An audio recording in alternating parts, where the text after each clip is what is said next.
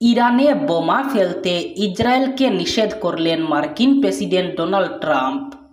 কয়েক ঘন্টা আগে ট্রাম্প বলেছেন ইসরায়েল এবং ইরানের মধ্যে যুদ্ধবিরতি কার্যকর হয়েছে। এছাড়াও তিনি ইসরায়েলের প্রধানমন্ত্রী বেঞ্জামিন নেতানিয়াহুকে ফোন করে একই অনুরোধ করেন।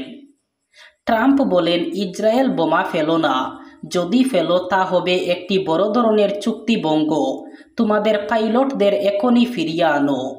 এক ইসরায়েলি কর্মকর্তার বরাত দিয়ে এই তথ্য জানিয়েছে এএফপি, এক্সিওস এবং আল জাজিরা।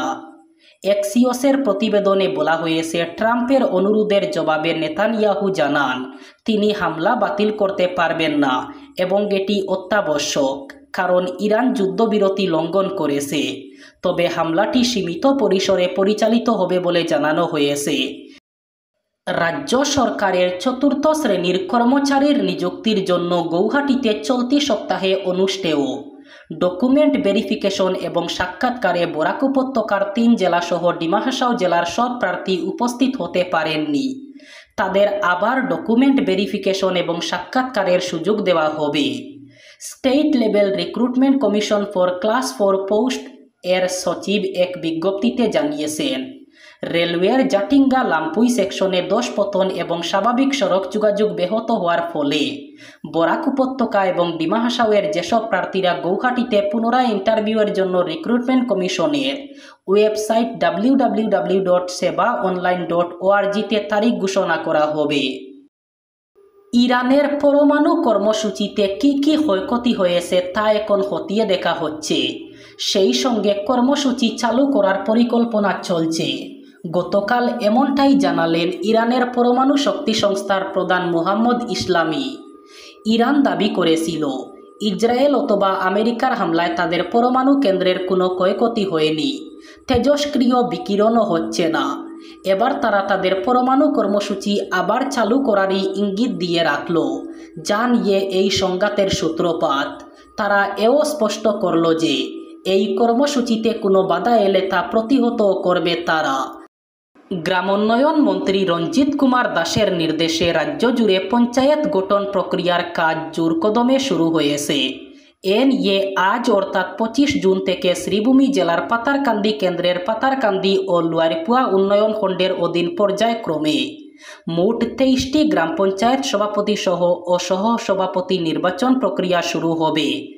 সূচি অনুযায়ী আজ 25 জুন প্রথম পর্যায়ে পাতারকান্দি উন্নয়ন খণ্ডের অধীন বাজারঘাট ও বেতুবাড়ি ও দ্বিতীয় পর্যায়ে বৈঠাখাল জিপির সভা অনুষ্ঠিত হবে। একই দিনে লুয়ারপুয়া উন্নয়ন খণ্ডের অধীন প্রথম পর্যায়ে বাগন এবং দ্বিতীয় পর্যায়ে বালিপিপলা জিপির সভা অনুষ্ঠিত হবে। আগামীকাল 26 জুন পাতারকান্দি উন্নয়ন খণ্ডের অধীন বুবরিঘাট ও দ্বিতীয় পর্যায়ে বুরুঙ্গা জিপির সভা অনুষ্ঠিত হবে। একইভাবে এদিন লুয়ারপুয়া উন্নয়ন খণ্ডের অধীন বাজারিচড়া ও চাঁদকিরা মেদল জিপির সভা অনুষ্ঠিত হবে। 27 জুন পাতারকান্দি উন্নয়ন খণ্ডের অধীন প্রথম পর্যায়ে ফাকুয়া ও দ্বিতীয় পর্যায়ে কলকলিঘাট জিপির সভা অনুষ্ঠিত হবে। একই দিনে লুয়ারপুয়া উন্নয়ন খণ্ডের অধীন প্রথম পর্যায়ে হাতিকিরা ও দ্বিতীয় পর্যায়ে ইচাবিলে গ্রামসভা অনুষ্ঠিত হবে। 30 জুন পাতারকান্দি উন্নয়ন খণ্ডের অধীন প্রথম পর্যায়ে কানাইনগর ও দ্বিতীয় পর্যায়ে কাজিরবাজার পলডহর গ্রাম পঞ্চায়েতের সভা অনুষ্ঠিত হবে। অন্যদিকে ওই দিন লুয়ারপুয়া উন্নয়ন খণ্ডের অধীন প্রথম পর্যায়ে গাগরা বাজার এবং দ্বিতীয় পর্যায়ে কুকিতল জিপিতে পঞ্চায়েত গঠন প্রক্রিয়া সম্পন্ন হবে। 1 জুলাই পাতারকান্দি উন্নয়ন খণ্ডের অধীন প্রথম পর্যায়ে লক্ষ্মীপুর বিলবাড়ি ও দ্বিতীয় পর্যায়ে নারায়ণপুর জিপিতে সভা অনুষ্ঠিত হবে। একই দিনে লুয়ারপুয়া উন্নয়ন খণ্ডের অধীন প্রথম পর্যায়ে লুয়ারপুয়া ও দ্বিতীয় পর্যায়ে রাধাপেরি বাজার জিপির গ্রাম পঞ্চায়েতের সভা সম্পন্ন হবে। 2 জুলাই শেষ দিনে পাতারকান্দি উন্নয়ন খণ্ডের অধীন প্রথম পর্যায়ে অবশিষ্ট পুতনি জিপির সভা অনুষ্ঠিত হবে। রাজ্যের মুখ্যমন্ত্রী ডক্টর হিমন্ত বিশ্ব শর্মা ভারতে নিযুক্ত সংযুক্ত আরব আমিরাতের রাষ্ট্রদূত আব্দুল নাসির আল শালির সঙ্গে এক উচ্চ পর্যায়ের বৈঠক করেছেন। এই বৈঠকে সংযুক্ত আরব আমিরাত এবং অসমের মধ্যে কৃষি ও খাদ্য প্রক্রিয়াকরণ, শিক্ষা, উৎপাদন, লজিস্টিক্স ও সংযোগ এবং টেকসই পর্যটনের মতো গুরুত্বপূর্ণ ক্ষেত্রে সম্পর্ক জোরদার করার বিষয়ে আলোচনা হয়। রাষ্ট্রদূত আল শালি অসমে একটি সরকারি সফরে এসেছেন, যার মূল উদ্দেশ্য হল দ্বিপাক্ষিক অর্থনৈতিক, বাণিজ্যিক এবং বিনিয়োগ সহযোগিতার সম্ভাবনা অনুসন্ধান করা। রাষ্ট্রদূত আল শালি বলেন, অসম উত্তর পূর্ব ভারতের প্রবেশদ্বার এবং বিভিন্ন ক্ষেত্রে ইউএইর সঙ্গে অংশীদারিত্বের জন্য অপার সম্ভাবনা রয়েছে। মাননীয় মুখ্যমন্ত্রী হিমন্ত বিশ্ব শর্মার সঙ্গে এই সম্ভাবনাগুলি কিভাবে কাজে লাগানো যায় তা নিয়ে আলোচনা করা তার জন্য আরামদায়ক ছিল। ইউএই এই গুরুত্বপূর্ণ রাজ্যের সঙ্গে অংশীদারিত্ব সম্প্রসারণ এবং এর চলমান উন্নয়নকে আরও সমর্থন করতে আগ্রহী। দশম শ্রেণীর বোর্ড পরীক্ষায় প্রায় 93% নম্বর পেয়েছিলেন মহারাষ্ট্রের সাঙ্গলি জেলার বাসিন্দা সাধনা ভোসলে। পরীক্ষায় এমন ভালো ফলের স্বপ্ন দেখেন বহু পড়ুয়া, কিন্তু এত ভালো ফল করার 1 বছরের কিছু বেশি সময় পর পরীক্ষায় আশানুরূপ নম্বর না পাওয়ায় তার বাবার মারের চোটে মৃত্যু হলো সাধনার। জানা গিয়েছে, ডাক্তারির সর্বভারতীয় প্রবেশিকা পরীক্ষা নিটের প্রস্তুতি নিচ্ছিল সাধনা। চলতি বছরেই নিট পরীক্ষায় বসার কথা ছিল তার, কিন্তু মক টেস্টগুলোতে আশানুরূপ ফল করতে পারছিল না সে। আর তার এই কম নম্বর পাওয়া মেনে নিতে পারেননি তার স্কুল শিক্ষক বাবা বুদিরাম ভোসলে। রাগের চোটে তিনি একটি লাঠি দিয়ে বেদরম মারধর করেন 17 বছর বয়সী সাধনাকে।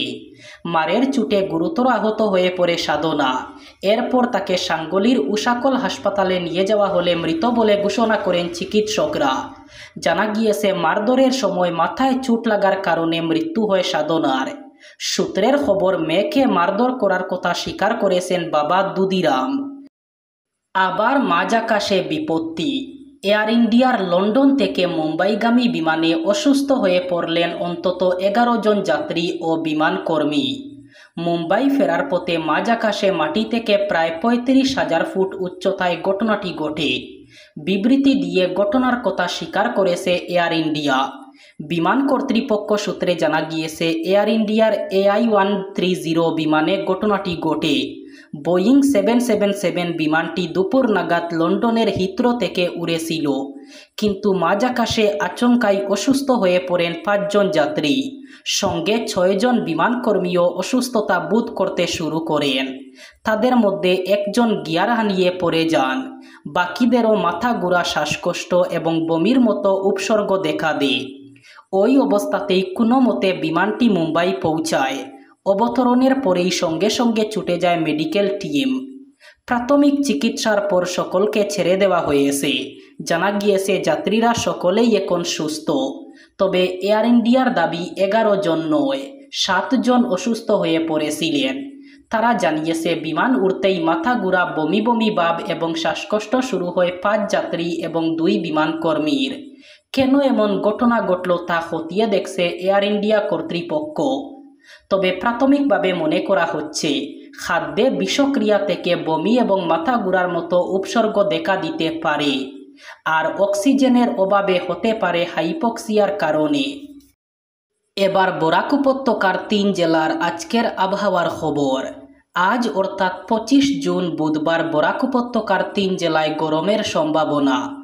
আজ শিলচর কাছাড়ে সর্বোচ্চ তাপমাত্রা থাকবে 33 ডিগ্রি সেলসিয়াস এবং সর্বনিম্ন তাপমাত্রা থাকবে 27 ডিগ্রি সেলসিয়াস। শ্রীভূমি করিমগঞ্জে আজ সর্বোচ্চ তাপমাত্রা থাকবে 33 ডিগ্রি সেলসিয়াস এবং সর্বনিম্ন তাপমাত্রা থাকবে 27 ডিগ্রি সেলসিয়াস।